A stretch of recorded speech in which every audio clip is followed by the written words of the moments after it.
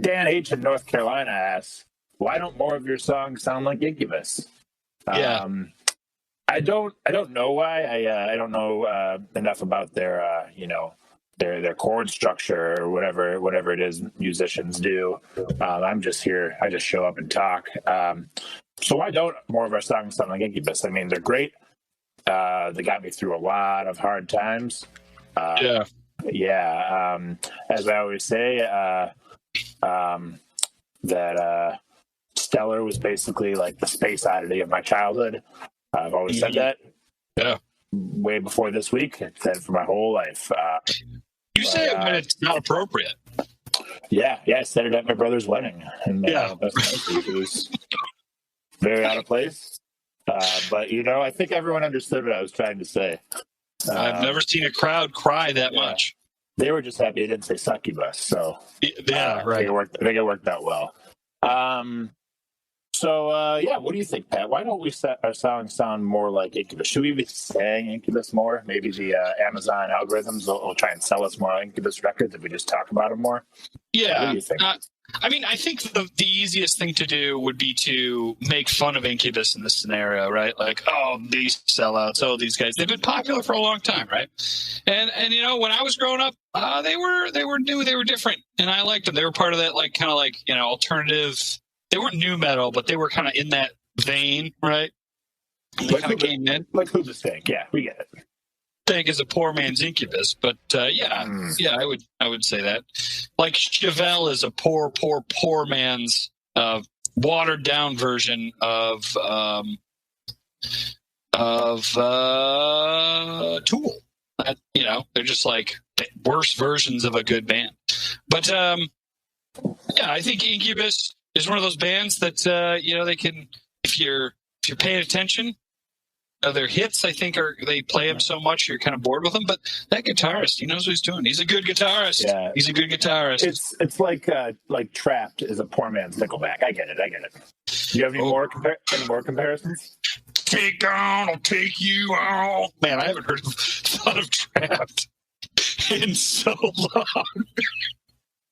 Headstrong to take on, it won't. That's Trapped, right? Sure is. I thought that song was too angsty as a teen. I remember being like, oof, I'm not this bad, am I? I don't think I was. I would agree. It's like how Uncle Kracker is a poor man's Eminem. I would say Uncle Kracker is a poor man's Kid Rock. Okay. I like that. I like that a lot. Man, how is Uncle Kracker doing, man? I hope he's good. He had a slew of hits. Do you think his nieces and nephew call him Uncle Kracker? Yeah. Or do you think they call him? Do you think they call him Uncle Kracker? That'd be good. Uncle Kracker. Yeah, that'd be great. Do you think his children call him Daddy Kracker? What's up, Daddy Kracker? I would just call him Dad. Yeah. I don't think they do that, though. Yeah. No, probably not. You should start calling your dad Daddy Kracker, Nate. See how that flies. We'll see how it goes. I guarantee your dad does so many things where he just, like, his response is to just let it pass. Like, don't make a stink of this. He'll just keep doing it. Oh, like that, the strategy where you don't react to something because once you get a reaction, morons will grasp onto it. Yeah, right. Yeah. I bet you come home from, like, for Thanksgiving every year and you're like, oh, Daddy Kracker, how are you? And your dad just hugs you and loves you for real and just, like, makes eye contact with your mother and her eyes are all big, like, what do we do? And he just shakes his head once and she nods. And then you keep saying, like, sex man or something or Uncle Daddy Kracker, any of your terrible sayings. And people just allow you to say them, but they don't give you any reinforcement either. Listen, when you say terrible sayings, I haven't said the words Daddy Kracker until you mentioned Uncle Kracker. When I was specifically mentioning all of these bands that you have poisoned all of my algorithms with because you're like, hey, you gotta listen to Incubus, you gotta listen to this puddle of mud. I am human clay now. Listen. This is not the argument I made. This is decidedly unsex man behavior. I never said, I would never tell tell anyone to listen to Puddle of Mud. I wouldn't make Puddle of Mud listen to Puddle of Mud. Well, listen, I was going into Incubus because you were talking about the Incubus, and I was seeing what people that like Incubus also like, and it was a non-stop parade of your puddles of muds and your I'm trapped in the dirts and all these. It was just nonsense, pure angsty nonsense. People that need to release a nice Uncle bowel Kracker is movement. tearing us apart. Yeah. Well, I'll say this. I'm not going to pretend like I didn't like Incubus when I was a child, but I'm also not going to pretend like I like Incubus now. But I will acknowledge that guitarist, guy knows what he's doing. Guy's a good guitarist. I mean, he was he wasn't a professional musician for the last 25 years or so. Well, all right. Really looking forward to that. Can't wait to go to Cleveland. Haven't been there in a couple of years. Happy to celebrate another Cavs championship, 5 in a row. And yeah, it's going to be great. Right on the Lake Ontario. Yeah. It's a great lake. Fantastic. Yep. It's a pretty good lake. Yeah. And the river can catch on fire. And Incubus can serenade you to sleep with songs like Drive. Did you know that an incubus is the opposite of a succubus? Like, instead of being a dude that's been sucked down, it's just a demon man that just spreads his demon seed or something. I don't like this. I don't like anything about the implications of this band. That's I why want no part of Incubus at my around brother's me. wedding. I mean, That's why I went well at my brother's wedding. Yeah. there you go.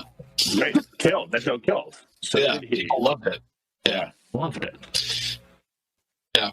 And I did my best to try to push this whole podcast into an Incubus format, and by God, I'll continue that push, God willing. And I know I got the support of the viewers, and we'll just keep doing it. We'll keep pecking at them until one day we're going to be singing songs like "Make Yourself" and the one where he says, "To resist is the piss in the wind." That's a cool one. Girls will end up smelling. That's a real line from an Incubus song, by the way. I will trust you on that one. One of these days, we'll have a full Incubus breakdown. It happens to the best of us. And we'll get there. The podcast will be an Incubus podcast soon. Don't worry. I know that the vocal minority want that, and we are governed by the vocal minority. That's what we always say, and that's what we believe. Squeaky wheel gets the grease. That's right. Absolutely. So, Nate, are you happy with that? You should be a proud boy. Are you a proud boy? Listen, I'm not a proud boy, but I'm a happy boy. Here's the thing, though. You almost had him. Matt, you almost had him. Oh, Here's man. the thing. Oh, God. That was